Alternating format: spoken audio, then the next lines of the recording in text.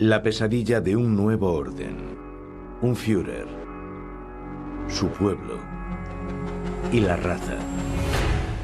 Crímenes contra la humanidad. Un mundo de caos y destrucción. Esta es la historia de la hora más oscura de la humanidad. El abismo. Historia del nazismo.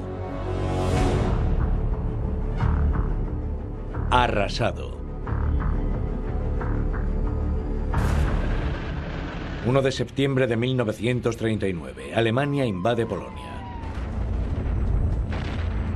La Luftwaffe bombardea ciudades y mata a miles de civiles. 2 semanas después, Varsovia está rodeada.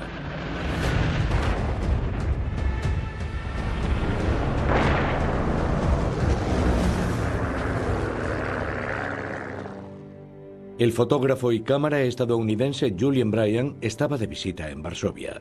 Documenta la muerte y el sufrimiento de la ciudad sitiada. En un programa de la radio polaca, apela directamente al presidente de los Estados Unidos. President Roosevelt and the people of America, my name is Bryan, Julian Bryan, American photographer. I speak from the besieged city of Warsaw, Poland. Yesterday I saw 4 women picking potatoes in the open fields outside of Warsaw. 50 yards away lay the bodies of 2 other peasant women, dead only a few hours from the machine gun bullets of a German plane. A little girl of 10 rushed up, sobbing hysterically, and fell on her knees before the body of her dead sister. She shrieked, "Oh, my sister!"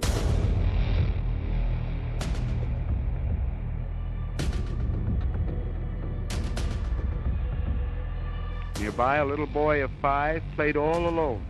His mother lay dead upon the ground near him. He could not understand. I must speak to tell everyone in America, including you, President Roosevelt, America must act. It must help. Hitler da por supuesto que los Estados Unidos no moverán un dedo por ayudar a Polonia. Tampoco Gran Bretaña o Francia. Nadie obstaculizará su campaña para extender sus dominios hacia el este y subyugar otros pueblos. Unos días después de ser nombrado canciller, Hitler dio un discurso ante los generales en el que dejaba claro que su política exterior llevaría a una guerra en busca de Lebensraum, espacio vital. La Segunda Guerra Mundial es la guerra que Hitler quiso siempre, porque pensaba que solo mediante un conflicto así se podría crear una Alemania que pudiese sobrevivir para siempre. Gran Bretaña y Francia declaran la guerra a Alemania, pero no intervienen. Era la última oportunidad de contener a Hitler. Lo correcto habría sido invadir Alemania, declarar la guerra a Alemania. Provocación.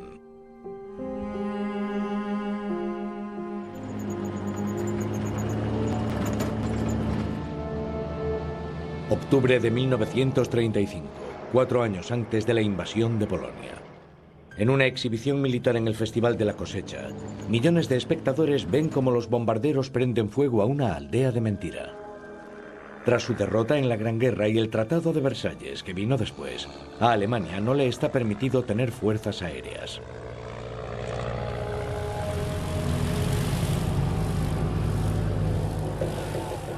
Hitler saluda a sus invitados desde el estrado.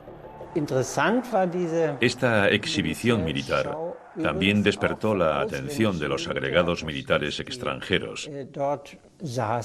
Estaban allí sentados, observando el rearme del Tercer Reich de cerca y sus armas nuevas. 6 meses después, tropas alemanas marchan sobre Colonia. Una vez más, Hitler rompe el tratado con las potencias vencedoras, puesto que Renania, que hace frontera con Francia, supuestamente debía permanecer desmilitarizada. A los alemanes les gusta que al Führer no le dé miedo actuar. La ocupación de Renania, donde los franceses habían impuesto una administración policial que no era bienvenida, le dio una gran aprobación. Hizo que mucha más gente votase por el NSDAP. En 1936 habría sido fácil enviar una división francesa contra los pocos soldados que marcharon sobre Renania y se habría cortado el asunto de raíz. Esa es la crítica que se le hace a Gran Bretaña y a Francia, pero claro, eso es desde la perspectiva actual. Al dejar que Hitler se saliese con la suya, las potencias occidentales ayudaron a reforzar el prestigio del dictador. Cuando Hitler empezó a decir, yo solo quiero reparar estas injusticias, pensaron, vale, lo creemos, dejaremos que lo haga. El Tratado de Versalles permitía a Alemania 100.000 soldados. En 1939 esa cifra se había multiplicado por 10 hasta más de 1 millón de soldados armados. En el mitin de Nuremberg de 1936, Hitler revela su objetivo. La Wehrmacht alemana debe estar preparada para la guerra en 3 años. El jefe de la Luftwaffe, Hermann Göring, calcula que es posible. Alemania empieza un ambicioso programa de rearme. Las potencias occidentales, por el contrario, están hartas de guerras. Sus gastos en defensa se mantienen modestos. Entre 1935 y 1938, los Estados Unidos gastan unos 4.000 millones de dólares en armas. Gran Bretaña un poco más, Francia algo menos. El Reich alemán invierte muchísimo, mucho más que los 3 países juntos. ¿Por qué Alemania no iba a tener fuerzas armadas como los demás? Esto era algo aceptado a nivel general por políticos y estadistas de Gran Bretaña y Francia. Lo que no captaban era que Hitler no jugaba según las reglas. Los aliados, especialmente Gran Bretaña, tenían cada vez más remordimientos por lo de Versalles. Y debido a esos remordimientos, los británicos no se dieron cuenta de lo que pasaba. Hitler no buscaba una versión de Versalles, quería una guerra, con objetivos muy distintos. La economía alemana marcha viento en popa. Están ampliando la red de autopistas. Se suprimen los impuestos a los vehículos privados para estimular las ventas. La idea es que esos vehículos en tiempos de guerra puedan requisarse para transportar tropas. El desempleo bajó. Eso se consiguió sobre todo gracias al programa de rearme y a la planificación de la economía, a la concesión de contratos del Estado mediante cheques sin respaldo y préstamos forzosos que se mantuvieron en secreto. Los cheques sin respaldo son idea del presidente del Reichsbank, Hallmark Schacht. Se los conoce como bonos MEFO. La colaboración entre Schacht y Hitler fue totalmente esencial para el funcionamiento del régimen en sus primeros años. Schacht es el hombre que crea en realidad el marco financiero que permite la expansión del programa de armamento y el cumplimiento del objetivo clave del régimen de Hitler. Como los bonos MEFO sin respaldo no aparecen en el balance general del Reichsbank, Hitler puede mantener en secreto el verdadero alcance del gasto en armas. Los MEFO, en cierto sentido, les permiten imprimir dinero. Es un mecanismo indirecto para financiar la expansión armamentística que alcanza dimensiones enormes. En esto, el Reichsbank colabora con las autoridades militares del régimen nazi para usar este vehículo que no aparece en el balance, los bonos MEFO, como un intermediario para financiar una gran expansión de las industrias de armamento. En 1934 se imprimen bonos MEFO por un valor de más de 2.000 millones de marcos imperiales. 3 años después, la deuda acumulada asciende a 12.000 millones de marcos imperiales. En 1938, los bonos MEFO deben ser reembolsados por el gobierno, pero Hitler quiere atrasar el reembolso indefinidamente. Schacht se niega a continuar con la política de financiación de deuda y dimite. A los trabajadores de la industria armamentística les importa muy poco de dónde sale el dinero. Solo están contentos de tener ingresos fijos. El NSDAP ganó mucho apoyo, especialmente de la generación más joven. El desempleo masivo de principios de los años 30 había sido una experiencia formativa para esos jóvenes. Además, con su programa de rearme masivo, los nazis erradicaron el desempleo a mediados de los años 30. En las maniobras de la Wehrmacht de otoño de 1937, Hitler pasa revista a sus tropas. Los generales están entusiasmados con la política de rearme del Führer y también saben que después irán a la guerra.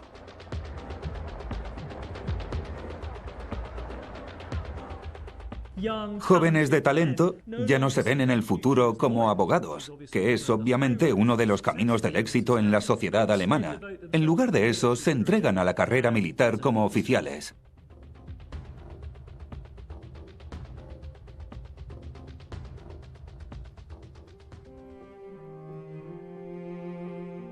Ensayo para la guerra.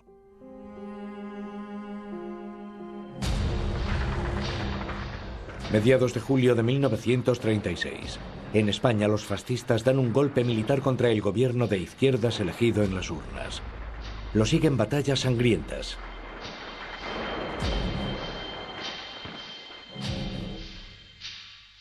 El líder de la sublevación, el general Franco, pide a Hitler que le envíe aviones para transportar tropas desde el Marruecos español.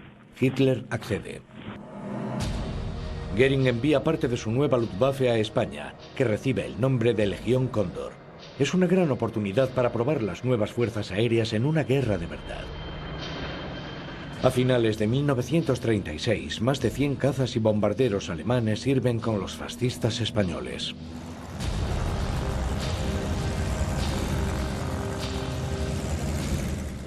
Ya en diciembre de 1936 hubo ataques sobre varias aldeas andaluzas con el único propósito de probar las armas. Murieron cientos de personas. Los resultados se midieron y documentaron para mejorar la capacidad militar de Alemania. Los hombres de la Legión Cóndor quieren demostrar lo que saben hacer. No todos son nazis comprometidos, pero todos son pilotos entusiastas. Para ellos, España es una gran aventura. En la primavera de 1937, la Legión Cóndor comienza una mortífera campaña de bombardeos contra civiles españoles. Uno de los objetivos es el pequeño pueblo vasco de Guernica. El New York Times informa de más de 1.600 muertos y 900 heridos. En Guernica, la Luftwaffe bombardea y ametralla a civiles indefensos.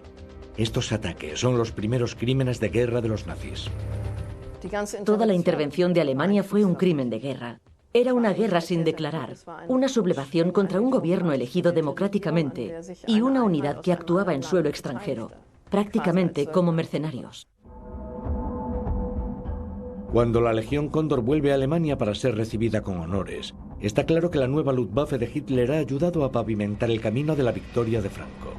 La Luftwaffe está lista para una guerra más grande.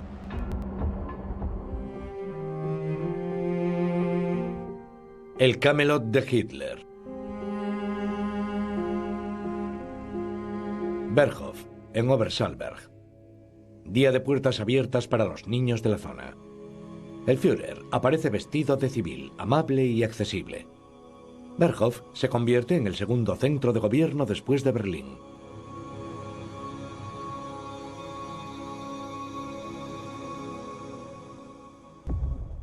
Solo lo más alto de la jerarquía nazi o gente que tiene el favor del Führer por otras razones puede venir aquí. Albert Speer, su arquitecto, es uno de ellos. Y también Eva Braun, la amante secreta del Führer, que en los actos oficiales debe quedarse en segundo plano.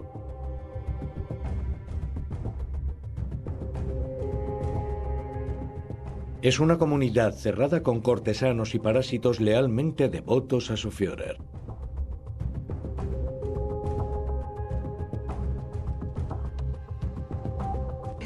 Hitler era un líder vago, pero muy inteligente, podríamos decir. Es evidente que tenía un gran poder carismático sobre quienes estuviesen dispuestos a escucharlo. Sus difíciles antecedentes, la existencia marginal que había llevado durante décadas, le hicieron desarrollar una gran inteligencia social. Muy a menudo dejaba que la gente que estaba por debajo de él se pelease entre sí para ver quién salía como el más fuerte. Y luego, la persona que quedase en pie, la que pareciese ganar esa batalla inferior, sería la persona cuyas políticas pusiese en práctica. Uno de los colaboradores más cercanos de Hitler es el Reichsführer de las SS Heinrich Himmler, el hombre que controla el aparato del terror nazi. Heinrich Himmler fue una de esas personas que pasó a ser indispensable para Hitler por su sangre fría a la hora de organizar el poder. Himmler también usaba su capacidad de organización para combatir a sus adversarios en el partido. Como jefe de las SS, la policía y la Gestapo, Himmler tiene muchísimo poder. Con la aprobación de Hitler, establece un sistema de vigilancia que es a la vez arbitrario y violento. Unos días antes del ascenso al poder, Himmler monta campos de concentración para encarcelar a los oponentes al régimen. En 1936, abrió un campo de concentración construido especialmente con este fin en Sachsenhausen, cerca de Berlín. Durante los años siguientes, un número cada vez mayor de judíos, homosexuales, gitanos, romaníes y los denominados antisociales será internado aquí. Sachsenhausen, al principio de todo, era también una especie de centro de educación política. Luego, muy rápido, pasó a ser un campo de concentración, uno de los más brutales. La finalidad de este campo era controlar a la población alemana para contener a los elementos que, de algún modo, pudiesen socavar o criticar el sistema nazi y al mismo tiempo a Hitler. En público, a Hitler le gusta parecer amable con los niños, accesible y hasta gracioso. Hitler podía ser encantador. Es asombroso. Podía conquistar a la gente. Y lo sabía. Una de las personas a las que Hitler conquista es al ex primer ministro británico David Lloyd George. Este visita a Hitler en 1936, mientras está de vacaciones en Berchtesgaden. Va en nombre del gobierno de Londres. Hitler elimina todos los obstáculos. Lloyd George queda impresionado. A su vuelta escribe un artículo periodístico y llama a su anfitrión el alemán vivo más grande. Y añade, está claro que los alemanes están convencidos de no volver a pelear con nosotros. Otros políticos extranjeros peregrinan hasta Hitler. Hitler le envía a uno una foto firmada, como una estrella del pop a un fan.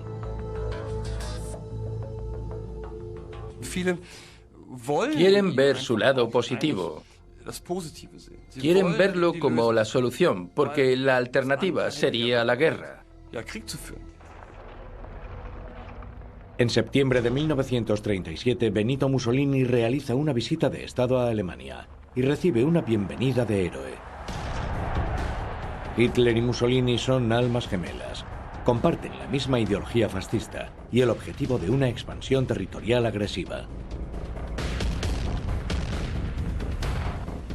Hitler admiraba a Mussolini como el primer dictador fascista.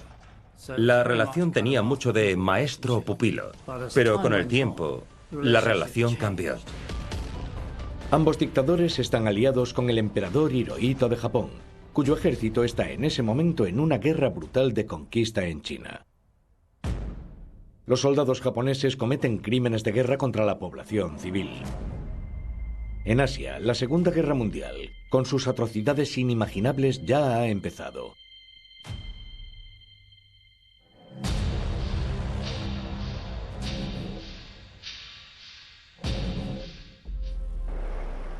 Mientras, Alemania continúa su rearme. Hitler quiere empezar su propia conquista sin demora. Primero dirige la mirada a su país natal, Austria.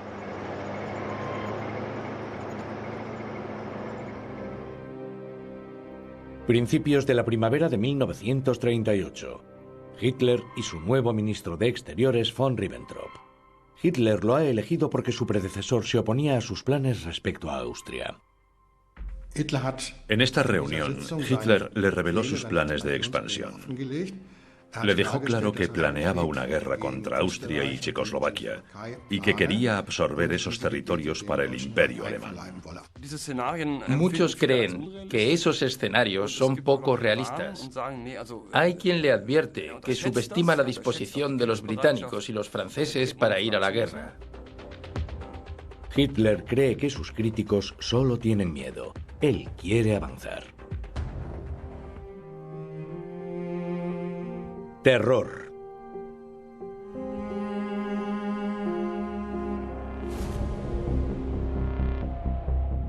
El 12 de marzo de 1938 las tropas de Hitler ocupan Austria. No hallan resistencia, son recibidas como heroicas.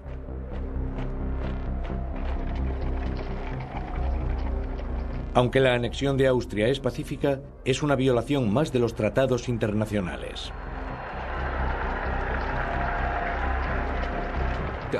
La Anschluss de Austria flotaba en el aire. La mayoría de la población alemana y austríaca estaba a favor, no cabe ninguna duda. A Hitler lo reciben en Viena como a un emperador victorioso. Cuando sale al balcón del Palacio Real para anunciar la anexión de Austria con Alemania, 250.000 de austríacos está allí para vitorearlo.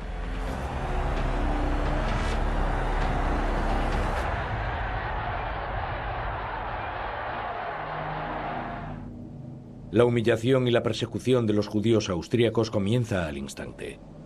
A muchos los obligan a fregar las aceras y limpiar eslóganes antinazis. La orden viene directamente de Himmler, jefe de las SS. El antisemitismo verbal ya era increíblemente fuerte. Y aún así, hace falta el empuje alemán, la anexión alemana en marzo del 38, para desatar una violencia inimaginable y una brutalidad increíble contra la población judía de Viena.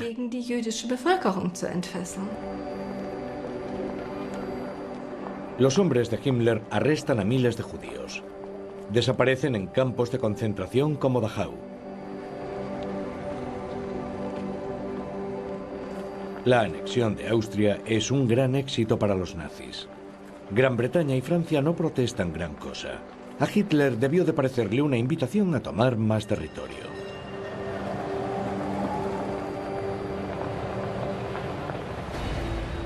A principios de mayo de 1938, Hitler visita a Mussolini en Roma. Su amante Eva Braun viaja con él de incógnito.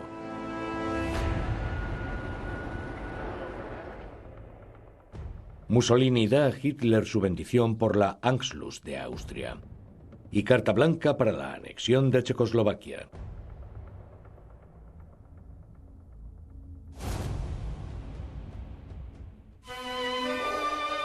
Mientras los dictadores negocian, Eva Braun y sus amigas disfrutan de la vida en las playas italianas. Se han escapado del aburrimiento de la Berghof de Hitler. Un poco de Dolce Vita y vino rosso levantan mucho el ánimo.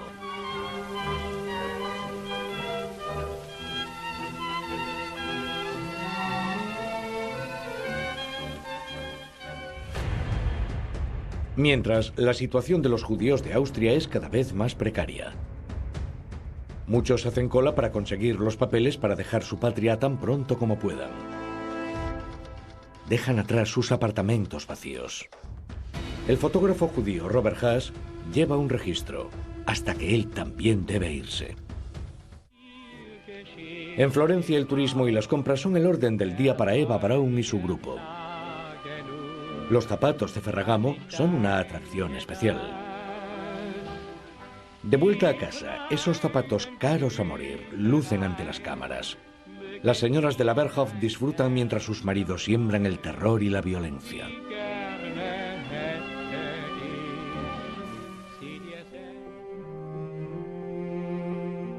Engaño.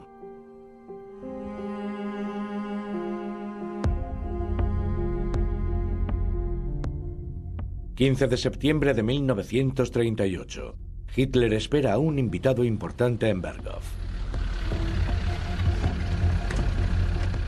El primer ministro británico Neville Chamberlain ha solicitado una reunión. El anuncio de Neville Chamberlain de que va a reunirse con el Führer es el golpe diplomático más asombroso que nadie pueda recordar. Su motivo para verse cara a cara con Hitler es responder a la pregunta: ¿este hombre está loco? Si está clínicamente loco, tenemos que saberlo. Si de algún modo está capacitado para actuar racionalmente, entonces quizá podamos llegar a un acuerdo. Chamberlain queda fascinado por Hitler y Hitler hace de él su marioneta. De vuelta en Gran Bretaña, Chamberlain está seguro de que puede negociar un pacto de no agresión con Hitler y evitar el peligro de guerra en Europa. Pero Hitler busca provocar aumentando la tensión con Checoslovaquia. Tras la anexión de Austria, el presidente checo Edvard Beneš, elegido democráticamente, teme una invasión alemana. Se propone sobornar a Hitler ofreciéndole una pequeña parte de los Sudetes. Pero Gran Bretaña y Francia se oponen al plan. La mayoría de la población de los Sudetes es alemana. Desde el final de la Gran Guerra forman parte de Checoslovaquia. Pero Hitler no quiere solo los Sudetes, quiere a todo el país en el Reich. Y Polonia y Hungría también reclaman regiones fronterizas del este de Checoslovaquia. Hitler no tiene intención de negociar. Quiere una guerra y marchar victorioso sobre Praga. En una segunda reunión, Chamberlain le ofrece un trato. Hitler se queda los Sudetes completos y Londres le ofrece un acuerdo de paz. Para entender el apaciguamiento, hay que darse cuenta de que viven bajo la sombra de las bombas. Se teme a las fuerzas aéreas, que se exageran muchísimo en términos de impacto, pero son muy potentes. Y Alemania está aumentando sus fuerzas aéreas que podrían tener un efecto devastador en ciudades como Londres o París. Ese ambiente de miedo es lo que ayuda a explicar por qué tratan a un país como Checoslovaquia como un peón insignificante en el tablero de Europa. El 29 de septiembre de 1938, los líderes vuelven a reunirse en Múnich. Hitler espera que los británicos abandonen la propuesta de tratado para poder ir a la guerra. Goering pide cautela. Es demasiado pronto para una guerra contra Checoslovaquia. El líder italiano Mussolini también se opone a la guerra. Esa noche, Hitler firma de mala gana el Pacto de Múnich.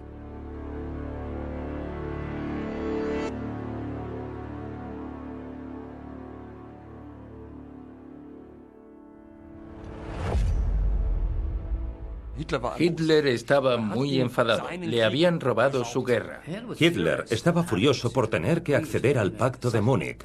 Pero sus generales le decían constantemente que Alemania no estaba lista para una guerra general en Europa. Algunos generales incluso tramaron un plan para detenerlo y meterlo en prisión, y así detener el conflicto. Mientras Chamberlain presenta orgulloso el acuerdo a su regreso a Londres, Hitler ya está pensando en romperlo y da orden de preparar la invasión de Checoslovaquia.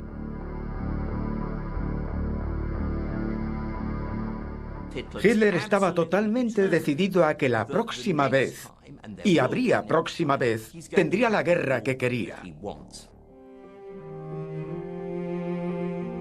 Chantaje.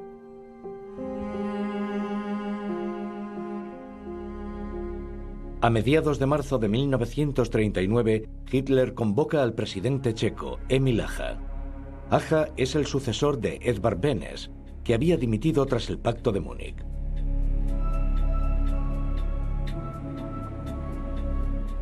Hácha está sometido a tanta presión que accede a la ocupación de su país. Una vez más, se evita la guerra. Otra democracia borrada del mapa de Europa. El Reich alemán ha absorbido Austria, la mayoría de la República Checa y el territorio de Memel próximo a Lituania. Hay una alianza fascista con Italia. Hungría y Polonia tienen regímenes autoritarios.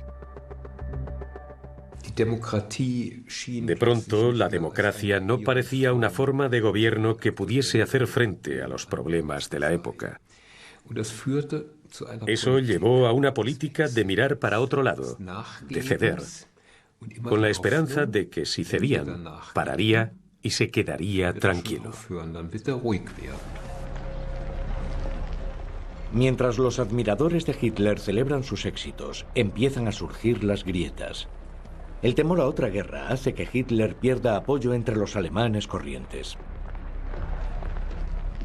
Hitler era popular mientras pudiera presentarse como el príncipe de la paz que se presentaba con una solución en el último momento bajo circunstancias extremas. Ahora su popularidad decaía. Las primeras dudas serias surgen durante la crisis de los Sudetes, el temor a una guerra. Eso hace que la gente se pregunte si este es el régimen correcto. Y al mismo tiempo, el terror en el país crece. Vigilancia ciudadana, gente enviada a campos de concentración o a la que disparan por razones nimias. Y no todo el mundo aprueba la brutal persecución de los judíos.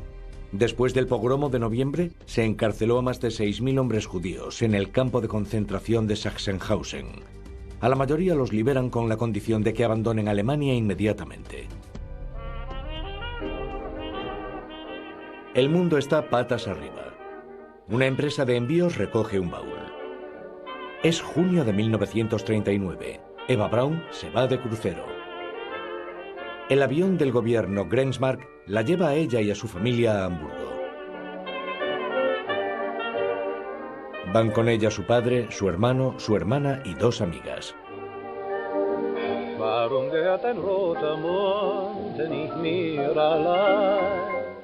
Al día siguiente embarcan en Hamburgo en el Milwaukee. En el crucero también van oficiales nazis.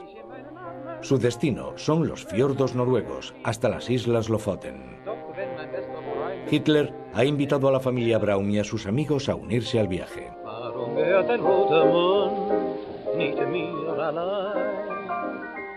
A bordo no falta el lujo. Eva se da un baño en la piscina climatizada antes de comer langosta. Pero en casa, las imprentas trabajan a toda máquina para imprimir cartillas de racionamiento. En la inminente guerra, alimentos básicos como el aceite, la leche o el pan estarán controlados. La familia Braun no tendrá que preocuparse por eso. No hay racionamiento en el círculo íntimo de Hitler. Al mismo tiempo, Gran Bretaña se moviliza. Hitler ha roto el pacto de Múnich. Es una derrota personal para Chamberlain. Chamberlain se vio obligado a firmar una garantía de la integridad y la independencia de Polonia, porque estaba claro que era el siguiente objetivo de Hitler. El Grenzmark, el avión que había llevado a Eva Braun de vacaciones, lleva ahora al ministro de Exteriores Ribbentrop a Moscú. En el Kremlin lo recibe su homólogo soviético, Vyacheslav Molotov. Firman un pacto de no agresión. En una cláusula secreta, Hitler y Stalin se reparten Polonia, una presa que aún deben capturar.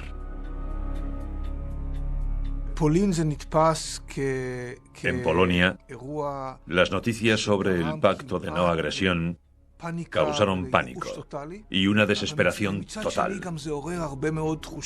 Pero también surgió una ola inmensa de patriotismo. Lucharemos, dijeron, aunque tengamos que luchar solos. ¿Quién sabe qué querrán hacer los alemanes?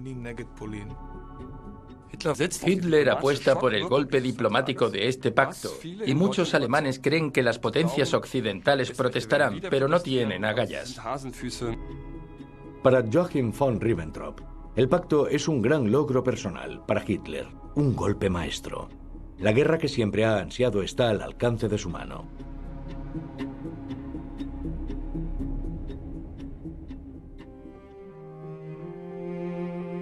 La tragedia polaca. El 1 de septiembre de 1939 a las 4:47 de la mañana, el Schleswig-Holstein abre fuego sobre posiciones polacas en la bahía de Danzig. Los aviones alemanes destruyen las fuerzas aéreas polacas en el aire y también en el suelo.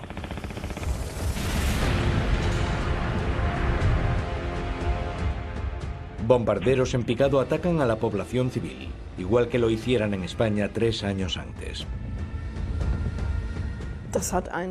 Había un vínculo estrecho, porque los que llevaron a cabo los primeros ataques en Polonia en septiembre del 39 eran los mismos que habían luchado en España. Fue justo lo que habían practicado en España y lo trasladaron al milímetro, a Polonia. El primer día, los ataques con bombas matan a 1.200 personas en el pueblo de Bielung. Según la propaganda nazi, Alemania se ve obligada a ir a la guerra.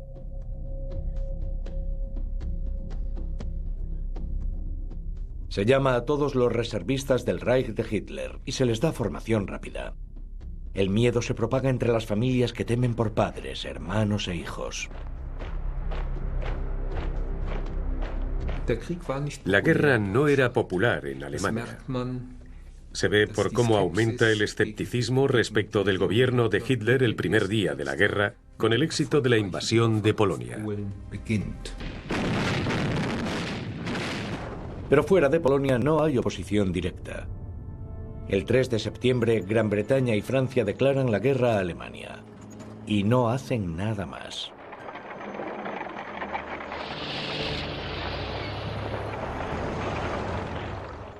La Wehrmacht ataca Polonia desde el norte y el oeste. Pocos días después, las fuerzas alemanas avanzan hacia Varsovia. Tras 2 semanas, la capital polaca está rodeada.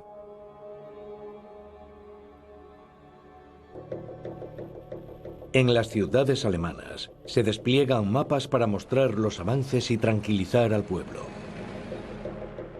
No se mencionan las medidas que toman contra los civiles polacos.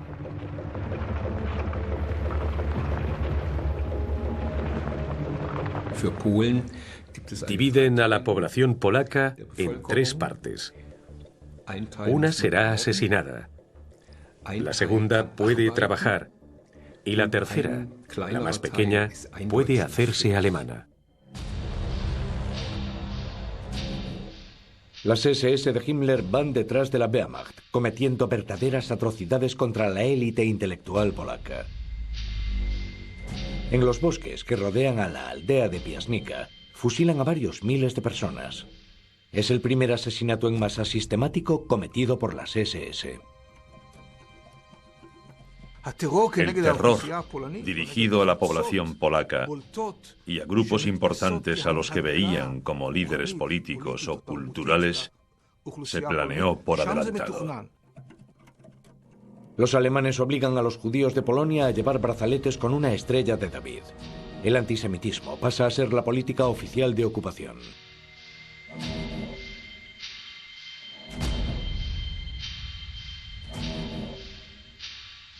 Al principio no había un terror sistemático contra los judíos, porque no formaba parte del plan político de esa primera fase.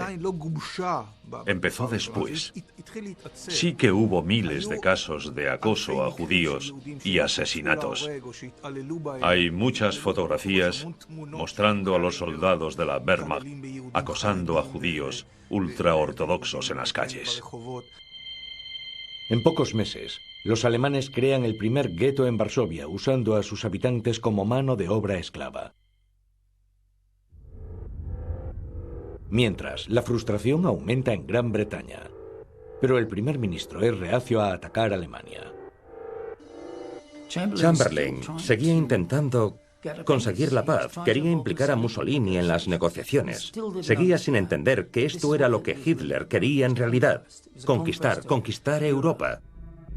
En la Casa Blanca, en Washington, el presidente Roosevelt hace una declaración sobre la invasión alemana. This nation will remain a neutral nation, but I cannot ask that every American remain neutral in thought as well. I hope the United States will keep out of this war.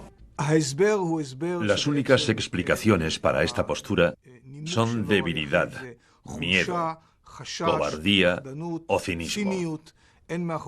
No hay razón sensata ni justificación histórica para esta inactividad. 3 semanas después del inicio de la invasión, Varsovia está bajo asedio. El reportero estadounidense Julian Bryan logra sacar del país grabaciones y fotografías. I've just returned from Warsaw. For 2 weeks while in the besieged city, I photographed the struggles and agony of a people faced with the horror of modern war. When the bombs started falling, most of these mothers were removed from the wards and taken to the cellars, holding their newborn infants on their laps. 4 days old, and already a casualty of war. May God have mercy on them.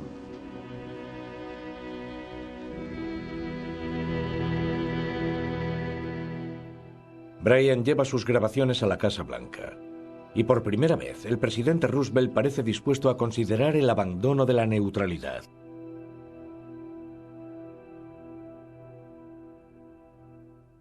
Hay una gran reunión en la Casa Blanca el 14 de noviembre de 1939.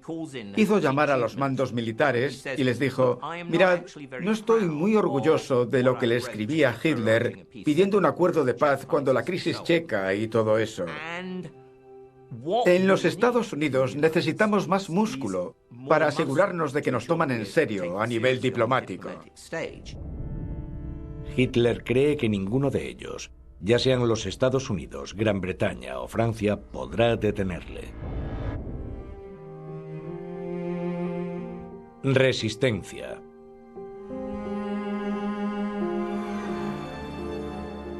El 28 de septiembre de 1939, el general Johannes Blaskowitz acepta la rendición polaca.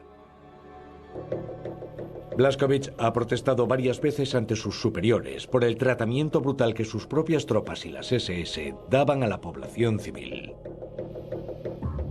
¿Los militares alemanes tienen conciencia? Hubo varios generales en la invasión de Polonia que se oponían con firmeza a la exterminación de los polacos, especialmente la llevada a cabo por las SS, y protestaron, entre ellos un general llamado Blaskowitz. Podemos reconocer cierta conciencia moral en el caso Blaskowitz. Empieza en el bombardeo de Varsovia cuando pregunta: ¿de veras podemos tirar bombas incendiarias? Pero Hitler se sale con la suya. Blaskowitz también se siente moralmente horrorizado por los grupos de operaciones especiales, los Einsatzgruppen, pero eso no hace que sea un ángel. El ejército de Blaskowitz cometió graves crímenes de guerra en Polonia. La oposición de los generales no es nada nuevo para Hitler. No se la toma en serio. Se ve a sí mismo como un comandante dotado de genialidad. En realidad, Hitler no era un gran general ni un gran militar. Era atrevido e innovador en cierto modo, pero también era de los de todo o nada. Como decía siempre, soy un jugador, lo apuesto todo. 8 de noviembre de 1939. Hitler va a la Bürgerbraukeller de Múnich. Cada año habla ante los veteranos del partido en el aniversario del intento golpista de 1923. England will nicht den Frieden. Ich habe schon in meiner Reichstagsrede erklärt, dass ich persönlich nichts mehr dazu zu sagen hätte. Das Weitere werden wir mit den Engländern in der Sprache reden, die sie wahrscheinlich schon verstehen werden.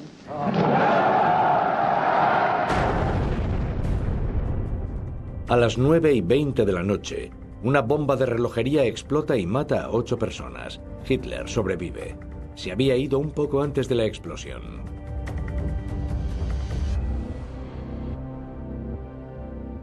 El asesino potencial es capturado rápidamente. La propaganda nazi acusa al carpintero Georg Gelser de ser agente secreto británico.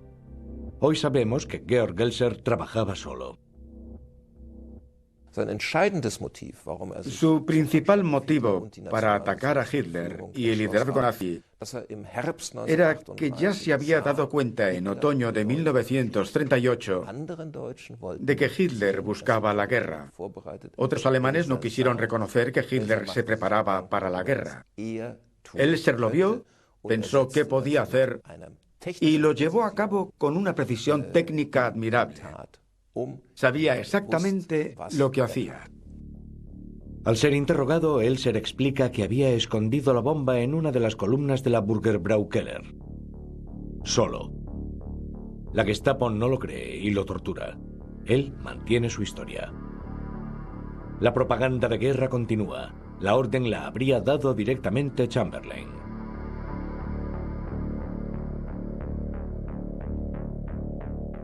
Meten a Elser en el campo de concentración de Dachau, sin juicio. Tras la victoria final, habrá un juicio espectáculo.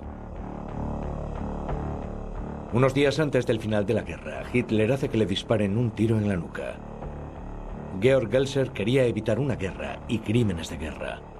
Fue un héroe valiente, solo contra Hitler.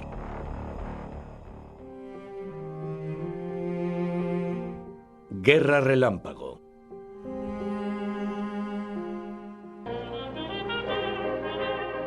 Primavera de 1940. Una vez más, Eva Braun vuelve de unas vacaciones haciendo compras.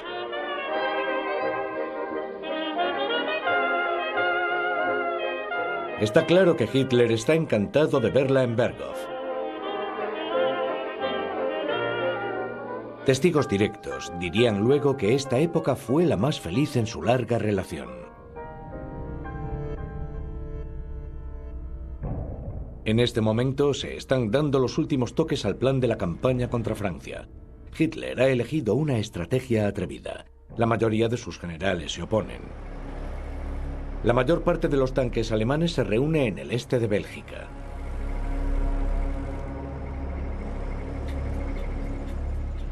Debe atravesar los espesos bosques y las montañas de la región de las Ardenas, que tiene pocas carreteras.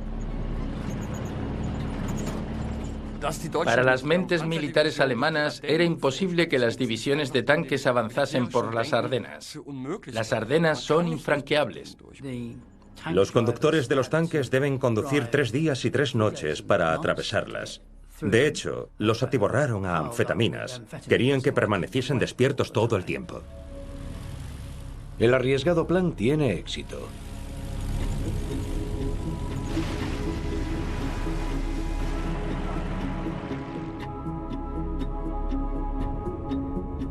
Las potencias occidentales esperan que los alemanes ataquen desde el norte, como hicieron en la Primera Guerra Mundial.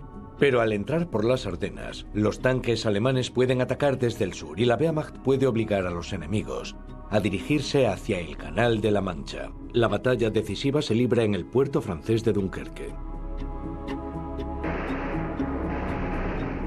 La Luftwaffe de Hitler ataca no solo a las tropas aliadas, también a civiles que huyen, igual que en España y en Polonia.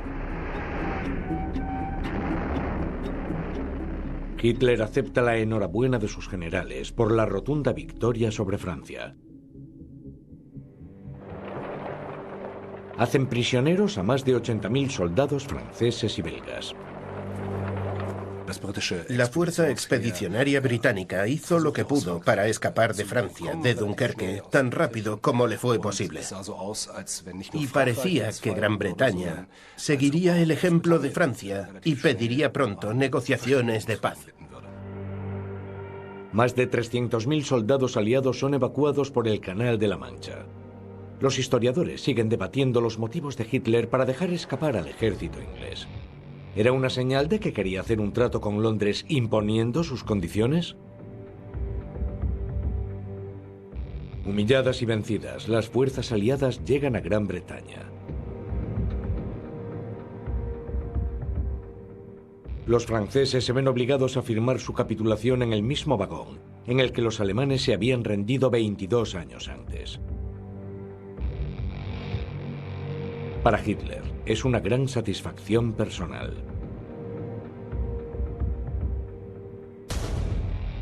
Como sabemos cómo acaba la historia, podemos decir que en el verano de 1940 Hitler está en la cima de su poder y en lo más alto de su popularidad.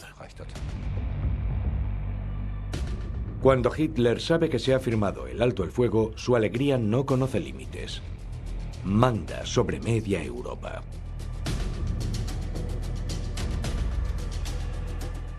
Fue uno de los mayores golpes que se llevó la gente en toda su vida.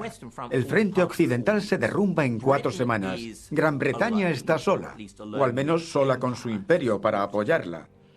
Y Roosevelt está sentado pensando, ¿qué pasará ahora? Al menos los Estados Unidos se están rearmando. Roosevelt quiere poder intervenir en la guerra contra Hitler.